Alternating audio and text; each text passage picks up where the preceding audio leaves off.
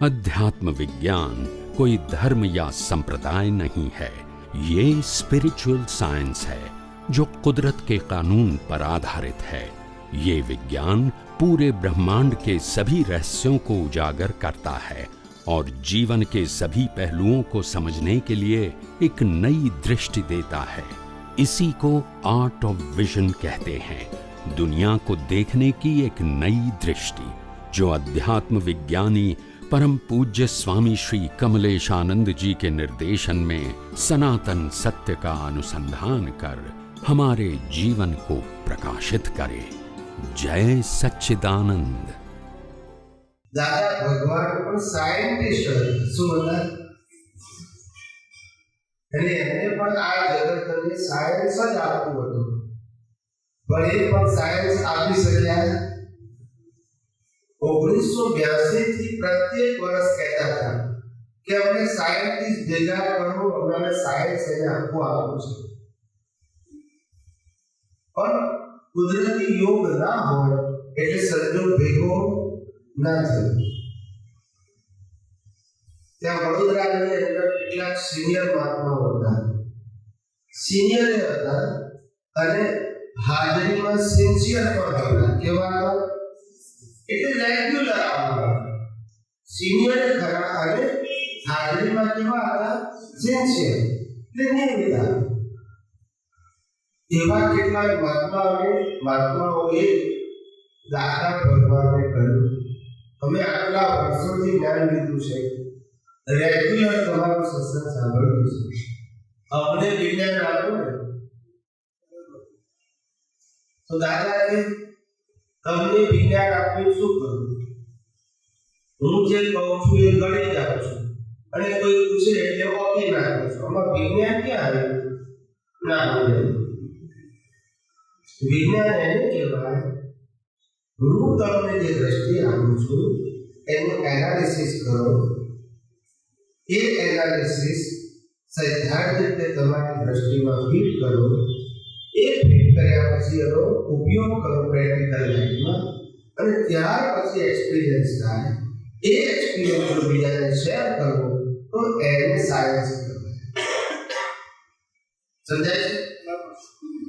આ તો કે જો મારું બોલેલું બોલો છો, क्या है?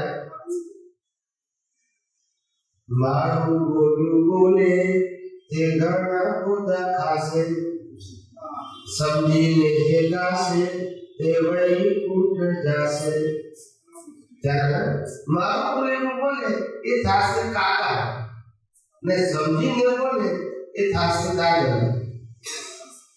समझीने बोलવાનું છે, કોપી કરવાની નથી। વિજ્ઞાન અને કોપી એ બંને વિરોધાભાસ છે। ધર્મને કોપી બરાબર છે, કારણ કે ધર્મમાં તમારે પરંપરાને ફોલો કરવાનું છે, એટલે કશું ફેરફાર કરવાનો નહીં। સમજાય છે? ધર્મ એટલે મિકેનિકલ ફોલો કરવાની પદ્ધતિ, પૂછવાનું નહીં। શું કીધું? પૂછવાનું નહીં। આપણે આરતી કેમ કરવાની એવું નહીં પૂછવાનું, કરવાની જ થાય। શું કીધું? સમજવાનું નહીં, સમજવાનું એના ધર્મ ને સમજ્યા વગર કશું કરવું નહીં એનું નામ વિજ્ઞાન। પણ આ વિજ્ઞાન આ કાળમાં ક્યાંથી લાવો? ભલા વિજ્ઞાનીઓ થાકી ગયેલા। અમને હમણાં જ સપ્ટેમ્બર મહિનો ચાલે છે, ઓગસ્ટ મહિનો, અમે ઓગસ્ટ મહિનાની અંદર ટોરન્ટોમાં હતા અને ત્યાં એક ન્યુક્લિયર સાયન્ટિસ્ટ અમને મળવા આવ્યો। તો બધી વિડીયો આવશે યુટ્યુબમાં, અને ન્યુક્લિયર સાયન્ટિસ્ટે અમને પ્રશ્ન પૂછ્યો કે ભૌતિક વિજ્ઞાન અને આધ્યાત્મ વિજ્ઞાનમાં શું ફેર છે? કયું વિજ્ઞાન? ભૌતિક વિજ્ઞાન અને આધ્યાત્મ વિજ્ઞાનમાં શું ફેર છે? ત્યારે અમે ફંડામેન્ટલ કોઈ ડિફરન્સ નથી, પાયાનો કોઈ તફાવત નથી। તમે જે 5 તત્વોને માનો છો, જળ તત્વ, ગતિ સહાય, સ્થિતિ સહાય, ટાઈમ અને સ્પેસ, એ 5 તત્વો આધ્યાત્મ વિજ્ઞાનમાં પણ છે, જુદા નથી। તમે 5 તત્વોને માનો છો, એટલે એને ભૌતિક વિજ્ઞાન કહેવાય. અમે 5 + 6 તત્વ ચેતનને માનીએ છીએ એટલે એને સ્પિરિચ્યુઅલ સાયન્સ ના અંદર. પણ તત્વો બે પ્રકારના જુદા હોય, ભૌતિકના તત્વોના આધ્યાત્મના જુદા હોય. એ માણસ બહુ ખુશ છે. એ કે છે આવું કોઈ કહેતું જ નથી. દરેક વ્યક્તિ એમ જ કહે છે ભૌતિક અને ધર્મ બંને જુદી વસ્તુ છે. સમજાય છે? પણ જુદી છે, બંને સાયન્ટિફિક જ છે. એવી છે બંને સાયન્ટિફિક છે. દુનિયાનો મહાન સાયન્ટિસ્ટ, દુનિયાનો મહાન વૈજ્ઞાનિક સાયન્ટિસ્ટ આઈન્સ્ટાઈન, જેનું તમે બધાએ નામ સાંભળ્યું છે. આઈન્સ્ટાઈન જેને અનેક પ્રકારના એવોર્ડ મળ્યા, વર્લ્ડ ફેમસ. એ સાયન્ટિસ્ટને એના છેલ્લા સમયમાં એક પત્રકારે પૂછ્યું કે ધારો કે નેક્સ્ટ બર્થ હોય તો તમે શું થવા માંગો છો? ત્યારે કે પહેલો જવાબ આપ્યો, હું સાયન્ટિસ્ટ થવા માંગતો નથી. એટલે પેલા પત્રકારને આશ્ચર્ય થયું કે આવડા મોટા સાયન્ટિસ્ટ થવાની કેમ ના પાડે છે? આટલા બધા એવોર્ડ મળ્યા છે, આટલો બ્રિલિયન્ટ છે. એટલે પ્રશ્ન પૂછ્યો કે તમે સાયન્ટિસ્ટ કેમ થવા માંગતા નથી? આટલું તમારી પાસે ભૌતિક વિજ્ઞાન હાઈ લેવલનું છે, તો તમારે સાયન્ટિસ્ટ કેમ નથી થવું? ત્યારે એને કીધું કે મને એ વાતનો બહુ અફસોસ છે કે મેં 5 તત્વો તો શોધી કાઢ્યા. જળ તત્વનું ફંક્શન શું છે, ગતિ સહાયક, સ્થિતિ સહાયક, ટાઈમ અને સ્પેસ, આ બધું તો મેં શોધી કાઢ્યું. પણ આ 5 તત્વો જેની હાજરીથી શોધાયા એને હું શોધી શક્યો નથી. અને આ મારા જીવનમાં ખેદ રહી ગયો. શું રહી ગયો? કે મારા જીવનની અંદર જેના નિમિત્તે 5 તત્વો ખુલ્લા થયા, શોધાયા, એ નિમિત્તને હું શોધી શક્યો, અનુભવી શક્યો નહીં. અને જો નેક્સ્ટ બર્થ હોય તો નેક્સ્ટ બર્થમાં હું કોઈ સંત કે સંન્યાસી થવા માંગુ છું, જેના આધારે આ જે 5 તત્વોને હું જે શોધી શક્યો છું, આ દુનિયાને હું સમજી શક્યો છું, જેના નિમિત્તે એ નિમિત્તને હું અનુભવી શકું. સમજાય છે મને? એટલે આ મહાન સાયન્ટિસ્ટો પણ આ વાત કરે. એ લોકોને ખબર છે કે આ બધી તો હું શોધ તો કરું છું, પણ કોના નિમિત્તે કરું છું? શરીરને તો મારી નાખવાનું છે, કોઈનું પણ હોય. શરીર સાયન્ટિસ્ટ નથી. શરીરને લોકો સાયન્ટિસ્ટ કહે છે કારણ કે એના નિમિત્તે સાયન્સ વ્યક્ત થાય છે. શરીર સાયન્ટિસ્ટ નથી, નહીં તો મનુષ્ય સાયન્ટિસ્ટ થઈ જાય. શરીર સાયન્ટિસ્ટ નથી, દ્રષ્ટિ સાયન્ટિસ્ટ છે. શું છે? ને આ આધ્યાત્મ વિજ્ઞાન પર શેના ઉપર આધારિત છે? દ્રષ્ટિ ઉપર, ક્રિયાઓ પર નથી. એટલે આપણે આર્ટ ઓફ વિઝન કહીએ છીએ, આર્ટ ઓફ એક્શન કહેતા નથી. આવું વિજ્ઞાન જો સમયમાં આપણે તો કામ થઈ જાય. આર્ટ ઓફ વિઝન, દુનિયાને જાણવાની કળા. તાન હારો એટલે શું? કે આ જગતની અંદર આપણને શાશ્વત માર્ગ બતાવનારો. કયો માર્ગ બતાવનારો? શાશ્વત માર્ગ વિજ્ઞાન છે, અને ક્રમ અને અક્રમ એ પાઠ છે. શું છે? વિજ્ઞાન તો સદાય માટે સત્ય હોય, કળિયુગ હોય, એક જ વિજ્ઞાન હોય. વિજ્ઞાન બે પ્રકારના, સત્યુગમાં વિજ્ઞાન જુદું, કળિયુગમાં વિજ્ઞાન જુદું. એવું હોય. આ દિવસ રાત, ઉનાળો, શિયાળો, ચોમાસ, આ સૂર્ય, ચંદ્ર, તારા, ગ્રહો, નક્ષત્રો, ભરતીઓ, એ સત્યુગમાં અને કળિયુગમાં જુદું હોય, એક જ સરખું હોય. કુદરતનું કાનૂન કેવો હોય? એ કરશે. કાળને આધીન લોકોના ભાવની પરિસ્થિતિ, મન વચન કાયાની ક્ષમતા એ બધું વળગડ થયા કરે. સત્યુગમાં બધું સ્ટ્રોંગ હોય, મન વચન કાયા લોંગ લાઈફ હોય, વિચારો પણ પાવરફુલ હોય. કળયુગમાં બધું નબળું હોય. શું હોય? સમજાય છે? બોલે કહીને કરે કહીને. સમજાય છે? એટલે બધાને ખબર છે આ બોલે છે પણ કરવાનું નથી. ઘણા લોકો શરૂઆતમાં હું સત્સંગ કરતો હતો ત્યારે કેટલાક ભાઈઓ અને બહેનો મહાત્માઓ પ્રશ્ન પૂછે કે અમારા ઘરવાળા કે ઘરવાળા મને ધમકી આપે છે વારેથી, તમે આવો કરશો તો હું ભાગી જઈશ કે છે. શું કહે છે? તો પછી અમે પુરુષો તો ગભરાઈ જઈએ કે ઘર કેમ ચલાવે છે? પુરુષ તપેલીમાં ચાય મૂકતા ના આવડતી હોય, હવે ઘર કેમ ચલાવે? એ પુરુષો ગભરાઈ જાય. શું થાય? તો પછી મેં કીધું જો આપણે આવું પેટી આવું કહે તો આપણે કહેવાનું કે લો પૈસા અને જલ્દી ટેક્સી લઈને પહોંચી જાય. એટલે ફેરથી પછી બોલવાનું નામ ના દે. જે માણસ ગભરાય એને વધારે ગભરાય. આ દુનિયા એવી છે. સમજાય છે? માટે આ દુનિયામાં આપણે કોઈને ગભરાવા નથી અને કોઈનાથી ગભરાવાનું પણ નથી. એવું સામર્થ્ય આપણું હોવું જોઈએ. કોઈને ગભરાવા પણ નથી ને કોઈનાથી ગભરાવા પણ નથી. જેને ખોટું નથી કરવું એને ડર છે. ખોટું કરવું છે એને ડર છે. સમજાય છે? આ જગતમાં લોકોને ભીખ અને ભય કેમ ઉત્પન્ન થયા? કારણ કે સાચું જ્ઞાન મળ્યું નહીં. સાચું જ્ઞાન મળ્યું અને ભીખ અને ભય રહે નહીં.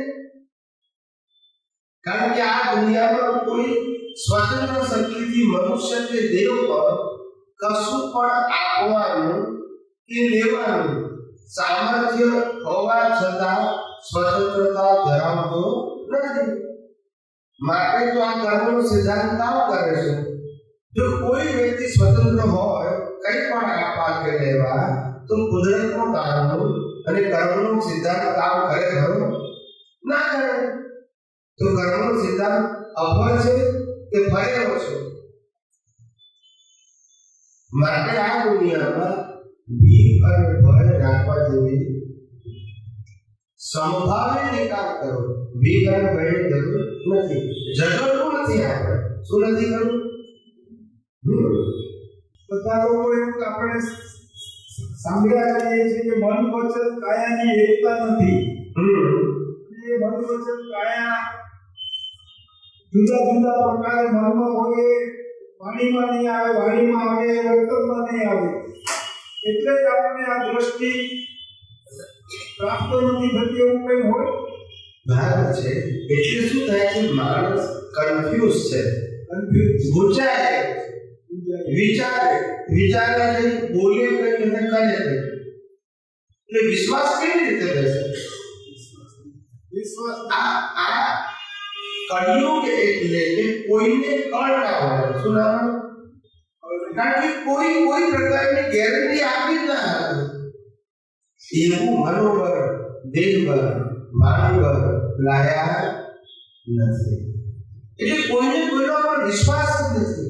એટલે બધા ડિસ્ટર્બ છે. શું છે? કોઈનો ઉપર ના રાખે છે. પતિ પત્ની ઉપર પણ ના રાખે. સગાવાળા મિત્રો કોઈના ઉપર ના રાખે. એવું આ કાળ છે. એવું નથી કે કોઈ સાચા કે ખોટાનું પ્રશ્ન છે. આ કાળના લોકો અને કાળના લોકોના કર્મ એવા છે કે કોઈને કળ ના હોય. સમજાય છે? માણસ ફરિયાદ કરે તો ક્યારે કરે કે ભાઈ ઘરવાળા હોય કે ઘરવાળી હોય તો ફરિયાદ કરે, પણ આ તો ના હોય તો ફરિયાદ કરે ના હોય. એક ભાઈ હતા તે ઉંમર 50 વર્ષની હતી. કેટલી? 50. તે દાદા ભગવાન પાસે પહેલી વખત આવ્યા. કોઈ લઈ આવે, કોઈની સાથે આવે અને જેવા દાદા ભગવાનને જોયા એટલે એમના ચરણોમાં પડીને ધુસકે રોવા માંડ્યા. તે દાદાએ એનું બૈઠું થાંભળ્યું અને પછી પાણી પીવડાવ્યું. શું પીવડાવ્યું? પાણી પીવડાવ્યા પછી પૂછ્યું કે ભાઈ તમને તકલીફ શું છે? કોઈ શારીરિક તકલીફ છે? તો કે શારીરિક તકલીફ નથી. કોઈ આર્થિક તકલીફ છે? તો કે આર્થિક તકલીફ નથી. તો તકલીફ શું છે? એ કહે છે દાદા મારી વાઈફ મરી ગઈ 15 દિવસ પહેલા. તે દાદા કે આમ તો હોય તારે તકલીફ પડે પણ તમને નથી એની તકલીફ. એટલે કીધું કે તમે લગ્ન ક્યારે કર્યા હતા? તો કે 25 વર્ષ પહેલા. ક્યારે? 25 વર્ષ પહેલા. અને આજે કેટલા વર્ષ થયા? 50 વર્ષ. એટલે તમારો પ્રશ્નની આપણે ત્રિરાશિ મૂકીએ તો 25 વર્ષ પહેલા પત્ની નથી અને પત્નીનું દુઃખ નથી. બરાબર છે? અને 25 વર્ષ પછી પત્ની નથી અને પત્નીનું દુઃખ છે. આટલો પ્રશ્ન છે ને બોલતા નથી. પ્રશ્ન તો આટલો છે ને, પહેલા જ પત્ની નથી અને દુઃખ નથી, અત્યારે પત્ની નથી અને દુઃખ છે. આટલો ક્વેશ્ચન છે. તમે શું કહેલા છે? તો કે છે કે 25 વર્ષમાં એવું શું કર્યું કે ના હોય તો દુઃખ લાગે, હોય તો દુઃખ આવે તો એનો ઉપાય કર્યો છે. ના હોય તો દુઃખ લાગે તો શું કર્યું? એટલે પછી દાદાએ કીધું કે તારો પ્રોબ્લેમ એવો છે કે તું લગ્નની ચોળી પર બેઠો ને ત્યાંથી આટા વીટ્યા. મારી વાળી શું કર્યું? પછી લગ્ન કરી જ્યાં જ્યાં બહાર જાય મિત્રો સગાવાળા ફ્રેન્ડ એ બધાને ત્યાં મારી વાઈફ છે એટલે શું કર્યું? આટા વીટ્યા. પછી કોઈ બાબા આવે એટલે કે છે ચા બનાવો ગરમ ગરમ. પેલું કે છે રહેવાનું ને, અરે કે છે બનાવશે મારી વાઈફ છે ના કેમ આપણે આટા ગયા. હવે થયું શું? વાઈફ મરી ગઈ પણ આટાનું શું? ના સમજાય. એ આટાના આધારે યાદ આવે છે. એટલે પછી દાદા કે હવે તારે એને યાદ કરવાની નહીં, પણ યાદ આવે તારે આટા ઉકેલવા. નોય મારી જ્યારે યાદ આવે ત્યારે શું કહેવાનું? નોય મારી. ત્યાં મીડિયા કામ વાતી. હવે શું કરવાનું? ઉકેલી રાખવાનું. વાયરો છે આટા ઉકેલવાનું છે. આવું દુનિયા સાયકોલોજીથી ચાલે છે. કેવી ચાલે છે? સાયકોલોજી. આ જગતમાં કશું વાસ્તવિક છે નહીં. હમણાં એક ભાઈ હતા મને કે સ્વામીજી આ દુનિયા બિલીફથી ચાલે છે એવું તમે કહો છો, તો બિલીફ એટલે શું? મેં કહ્યું બિલીફ એટલે માન્યતા. આ દુનિયા માન્યતાથી ચાલે છે. તો કે માન્યતાથી ચાલે છે એનું સ્ટ્રોંગ એક્ઝામ્પલ આપો છો. તો મેં કીધું આ લગ્નના 7 ફેરા ભર્યા પછી 70 વર્ષની જવાબદારી ઉપાડો છો એનું નામ બિલીફ. ના બરાબર નામ બરાબર. લગ્નના 7 ફેરા ભર્યા પછી એકબીજા માટે 70 વર્ષની જવાબદારી ઉપાડો છો એનું નામ બિલીફ. સમજાય છે? માન્યતા કેટલું કામ કરે છે? ઓછું કરે છે. એટલે આવી આ દુનિયા બિલીફથી ચાલે છે. ગીતા માગુંગા ઉદ્ગલની તો એવી શક્તિ છે કે આત્માને આકર્ષિત કરે છે. ઉદ્ગલ ક્રિયાકારી છે છતાં એ કરતા ગણાય નહીં. ઉદ્ગલના ધક્કાથી, ઉદ્ગલની દખલથી આત્માનું નૈમિત્તિક કર્તવ્ય ઊભું થાય છે. એ સમજાવો. નૈમિત્તિક કર્તવ્ય એટલે શું? કે ક્રિયા એ જળનો ગુણ છે પણ કર્તાપણું એ જળનો ગુણ નથી. એ મિશ્ર ચેતનનો ગુણ છે. કોનો છે? ક્રિયા એ જળનો ગુણ છે પણ ક્રિયામાં કર્તાપણું એ મિશ્ર ચેતનનો. મિશ્ર ચેતન એટલે પ્રતિષ્ઠિત આત્મા. અને મૂળ આત્મા છે એ ચૈતન્ય પ્રકાશ સ્વરૂપે છે. કેવું છે? કયો પ્રકાશ? આ જળ પ્રકાશ. ને આત્માનો પ્રકાશ એ ચૈતન્ય પ્રકાશ. જીવ તો કહેવાય. શું કહેવાય? હા, જેના આધારે ફીલિંગ થાય, બધી લાગણીઓ ઉત્પન્ન થાય છે અથવા તો જે ફીલ કરીએ છીએ સુખ દુઃખ ગમો અણગમો આ આત્માની હાજરીથી થાય છે. આત્માને નહીં પણ આત્માની હાજરીથી થાય છે. સમજાય છે?